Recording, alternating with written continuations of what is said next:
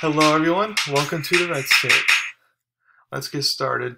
For my interesting fact of the day, the first points to start off the college football season on Saturday came with the safety. So for anyone who bet that would happen, you're very smart because I did not see that coming. But it's that time of year. College football is back. It was nice to see a few games going on Saturday. Before I get to what I was going to talk about regarding college football for this weekend, I do want to talk about the game between Nebraska and Illinois, just for a little bit since that was a close, good game. But if you remember when I was doing my college football preview story, I have a podcast about it. You can find it. Or if you've read my article previewing the college football season on LinkedIn, my LinkedIn is down, Durrett. You would know that in year 4, Nebraska head coach Scott Frost is on the hot seat, in my opinion. If he can't make a bowl game this year in year 4, he needs to be fired. And that goes not just for him, but for any head coach. Like, if you can't make a bowl game within 4 years, which means just win half your games within 4 years, you don't deserve to be there. You deserve to be fired. Well, Nebraska's not off to a good start.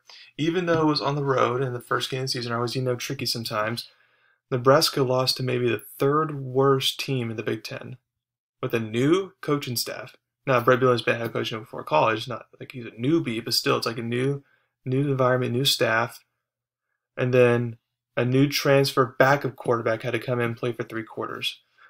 So this was one of the wins they needed to get just to even sniff bowl eligibility, in my opinion.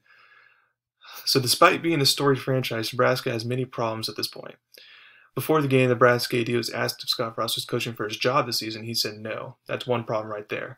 And then I was texting a friend who's a big Nebraska fan, and she said, well, she agrees with me that, Frost should be fired if he can't win his season this year, that since Frost, is an alumni member, and Nebraska, they're just all loyalty. They stay loyal to their former players.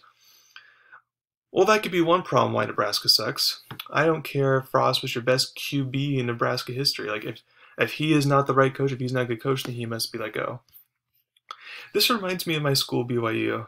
To recap, when BYU, Bronco Mendenhall, got hired at Virginia, so then BYU hired Kalani Sitake as new coach, and then Kalani Sitake hired former star quarterback Ty Detmer to be offensive coordinator.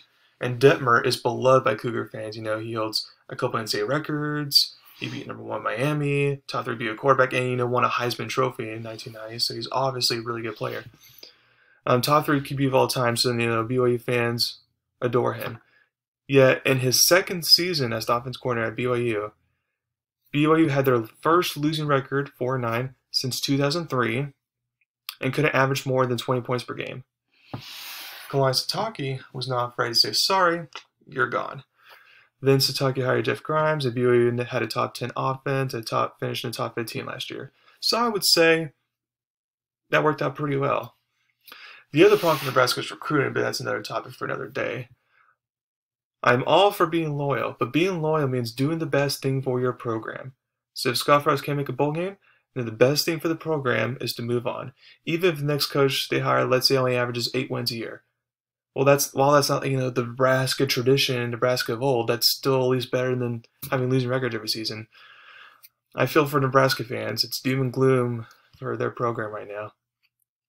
But now we got week 1 of college football upon us, and I'm going to go over my top 10 games and predictions for all of them. I would usually wait later in the week to do this, but since there's a couple weekday games coming up, that's why I'm doing it now. So for week 1, the biggest game of the week, is 5 Georgia versus 3 Clemson Saturday night. ABC, I've been talking about that. I've discussed my thoughts on this game already, like I said, but it should be a close one in Charlotte. I know DJ Uiagalelei, quarterback for Clemson, has 2 starts under his belt, and he's going to be a good QB. Clemson will be good once again, but Kirby Smart in that defense against, an experienced QB with a new starting running back since ETN left, and then an O-line that was, fine, but not great, definitely weaker than recent memory. Notre Dame and Ohio State both gave them fits last year. So this matchup happens in the playoffs for later this season. Michael Clemson, but with TJ Daniels coming back, playing his junior year, having all that experience, and kind of leading the good offense after Georgia struggled at the beginning of last year on offense. I'm going to take Georgia here. Plus, if Georgia wants to make the playoffs, they can't rely on going out of the SEC, so they have to win this game. So I have Georgia winning by 4, like 27-23. 2, 1 Alabama versus 14 Miami. All these times are Houston, by the way. 3:30 and ABC Saturday in Atlanta. The only reason this might be a close game is because Alabama has so many starters on both sides that are going to have to play, so kind of get used to the reps and minutes and all that. But I mean, and they may not be in sync right out of the gate, but very mobile, and also very mobile QBs, give Nick Saban some trouble sometimes. However, Miami is not, on Bama's level right now, and it should be shown in this game, whether, it's over at halftime or it needs to go to the fourth quarter to be over, either or. I have Alabama winning 38-13. 3, I got 17 Indiana versus 18 Iowa, 3:30 Eastern Big Ten Network. These two teams are very underrated coming to the season because I think both teams could finish higher than their current ranking by the end of the season. Indiana lost their starting QB after they lost to Ohio State in that close game in Columbus last year, but now he's back from injury and all that, so he can lead this good offense. Coach Allen has definitely changed the program there. And then for Iowa, after losing their first 2 games last year by 1 position, they won the rest of their games, and the new starter QB looked more comfortable, and the team in general started looking more like, Iowa, like we've seen. So I think since Iowa will be the best defense this team has played last year besides Ohio State, because Indiana didn't have to face Northwestern, I think Indiana will come up just a little bit short here in Iowa in this Big Ten matchup. I have Iowa winning 21-16. 4, you got 19 Penn State versus 12 Wisconsin. This is one of the situations for both teams. I feel like they'll be better than last year, and COVID was the main reason why. I think Penn State has a lot of defensive production that they lost, and their offensive, as of right now, doesn't scare you back, when Saquon Barkley and Trace McSorley lose there and stuff like that. And Wisconsin, they return mostly a lot of their starters, so I feel like they're going to be good once again. So I think the Badgers will get the home win here. I have them winning by touchdown, 21-14. 5, you got 23 Louisiana versus 21 Texas, 4:30 Fox. Louisiana beat Iowa State in Ames last season and finished as a top 25 team with 1 loss, the top 15 team, Coastal Carolina. So they're a good G5 team. They're a force to be reckoned with. Also, with Steve Sarkisian taking over and having experience at QB, they're going to start, redshirt freshman, so not a lot of experience there. I think Louisiana could definitely give them a run for their money here. However, since Louisiana lost most of their run production last year, I think Texas will survive at home in this matchup. I have them winning 28-20. 6, I got 16 LSU versus UCLA, 8:30 Fox. So UCLA definitely took care of business against Hawaii last week and showed, okay, yeah, they're going to be better than last year.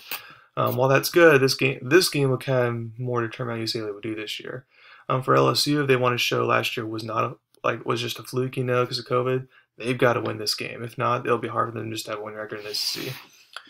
So I think LSU will barely survive here on the road, and it'll be more interesting than the experts think in this game. I have LSU winning by 1, 28-27. 7, you got Boise State versus UCF on Thursday night, 7 p.m. ESPN. There's always that one matchup per week where you get, like 2 group of 5 teams that are going at it. It's a pretty good matchup, and that's the case here. Loser basically takes themselves out of New Year's Six consideration, most likely.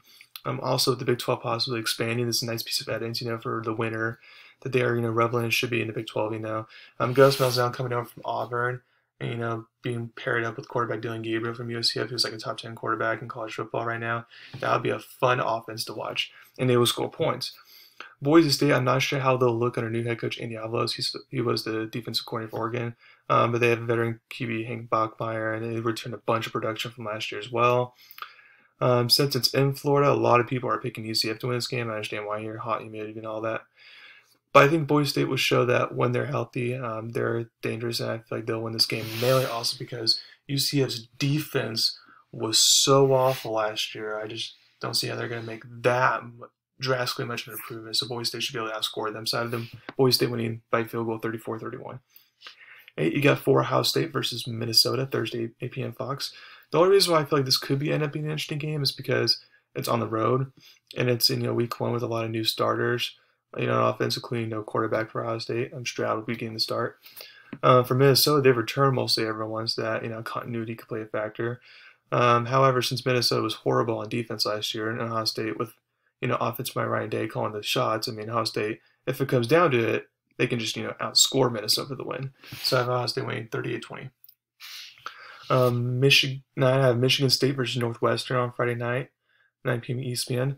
This was actually a very close game last year, a defensive struggle last year, but which is the type of game Michigan State and Northwestern like to be in. But it's a good game last year. Michigan State actually got the upset last time at home. While Northwestern can shut you down the passing game, they have shown you can rack up rushing yards on the wish list as far as the last time Ohio State did in the Big Ten championship game and so forth. So I think Pat Fitzgerald for Northwestern comes up with a better game plan this time to kind of get revenge on Michigan State since they're more of a one-dimensional offense.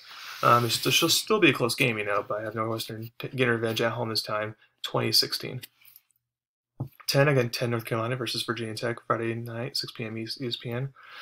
North Carolina is a sleeper team for a lot of people this year, and I understand why. They return Heisman contender quarterback Sam Howell. They've done a great job recruiting. They lost their two top rushers from last year, Devontae Williams, Michael Carter. So I think it might not be like traditional North Carolina running right out the gate, but eventually they can look like a top 10 team if they even do. They had 2 upsets last year, and for North Carolina, you have to avoid those upsets if they want to be relevant, which starts now. Virginia Tech has lost their top running back as well and their quarterback from last year. Justin Fuente, the head coach for Virginia Tech's on the hot seat this year after had a losing record last year. So this would be kind of interesting to see Virginia Tech what they can do this year to kind of get back the relevance if they can.